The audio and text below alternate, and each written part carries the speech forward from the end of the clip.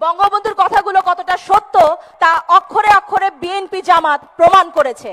এক সময়ের ছোট পর্দার প্রিয় মুখ তারিন জাহান বিএনপির আমলে ছিলেন জাতীয়তাবাদী সাংস্কৃতিক সংগঠনের নেত্রী, আর আওয়ামী লীগ আসার পর হয়ে গেলেন বঙ্গবন্ধু সাংস্কৃতিক জোটের নেত্রী। বিএনপির আমলে সুযোগ সন্ধানী এই অভিনেত্রী এখন বড় মাপের আওয়ামী লীগার। দ্বাদশ জাতীয় সংসদ নির্বাচনে সংরক্ষিত মহিলা আসনের এমপি হিসেবে এবারও তার নাম ছিল।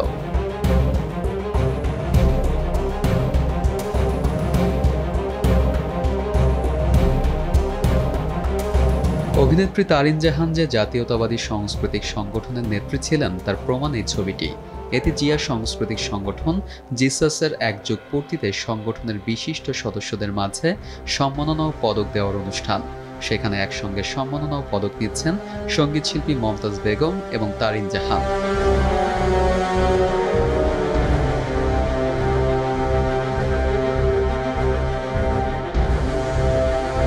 ১৯৮৫ সালে নতুন করিতে অভিনয়, নাচ এবং গল্প বলা প্রতিযোগিতায় প্রথম হন তারিন জাহান। বিএনপির আমলে প্রায় সব সাংস্কৃতিক অনুষ্ঠানে ডাক পড়ত এই অভিনেত্রীর।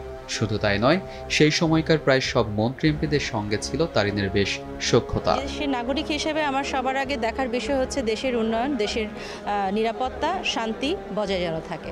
তো সেটি আমাদের একমাত্র মাননীয় প্রধানমন্ত্রী শেখ হাসিনা ছাড়া আমার কাছে তো আর কোনো সেকেন্ড অপশন আমি দেখি না। এই অভিনেত্রী আওয়ামী লীগ ক্ষমতায় আসার পর রাতারাতি খোলস পাল্টে হয়ে যান নব্য আওয়ামী লীগার।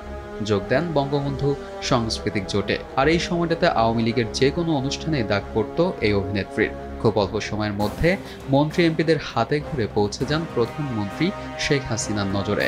তারপর থেকে সরকার দলের হয়ে মাঠে ময়দানে সক্রিয় হন তারিন, আর উদ্দেশ্য এমপি হবেন।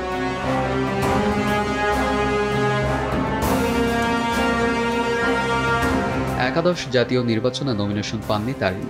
প্রচলিত আছে সেই সময় সরকার দলের এক মন্ত্রীর সঙ্গে সম্পর্ক করে খুব দ্রুতই রাজনীতির মাঠে সক্রিয় হন এই অভিনেত্রী।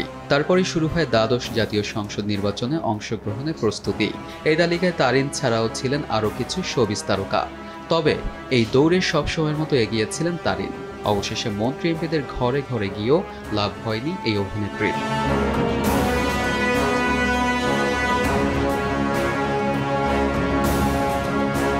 তারিন জাহানরা মূলত সুসময়ের বন্ধু। সাংস্কৃতিক অঙ্গনের গ্ল্যামার, ক্রেজ, রূপ লাবণ্য ব্যবহার করে বিভিন্ন সময়ে বিভিন্ন ধরনের নেতাদের সন্তুষ্ট করে আসছেন ব্যক্তিগত ফায়দা লুটার জন্য। সুযোগ বুঝে দল পরিবর্তন করে রাজনীতির মাঠ গরম করে চেষ্টা করেছেন এমপি হওয়ার জন্য।